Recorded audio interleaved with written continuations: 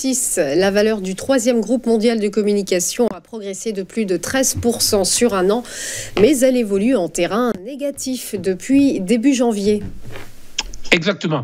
Mais là, on est sur une action qui déjà est plutôt typée action US. Donc, si jamais la croissance américaine continue à se développer, on peut espérer que sur le plan micro, elle en profite. Déjà, c'est le premier point.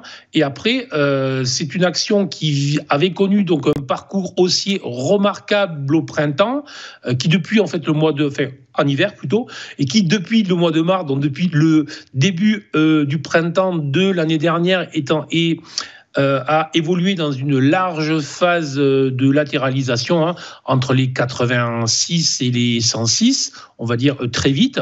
Et au sein de cette zone, il y a une zone intermédiaire beaucoup plus étroite, qui est située entre les 105-106 en zone de résistance et les 96 et 97 en zone support. Bon, en fin de semaine, elle est venue s'appuyer justement sur cette zone support intermédiaire des 97. Elle a redémarré avec une configuration en chandelier japonais que l'on appelle une étoile du matin. Ce matin, elle est en hausse de 0,65%. Et potentiellement, ça veut dire qu'elle est en train de redéclencher un mouvement haussier de court terme pour aller retester la zone des 105-106, zone qui pourrait déclencher une accélération haussière en direction des 120 en cas de clôture au-delà des 108. Exactement. Donc, je répète très vite, on a une zone de support de très court terme au-dessus des 97 €. Tant que ça tient, le potentiel est plutôt à aller chercher les 106, 108.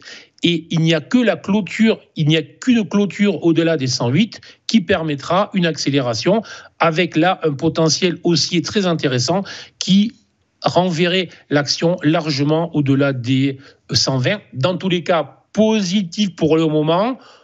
Petit biais négatif de très court terme si jamais l'action venait à passer sous les 97. Donc voilà, donc on a un stop potentiel très court avec un premier objectif 106-108 et un objectif suivant sur les 120. Encore une fois, la zone des 97 à surveiller.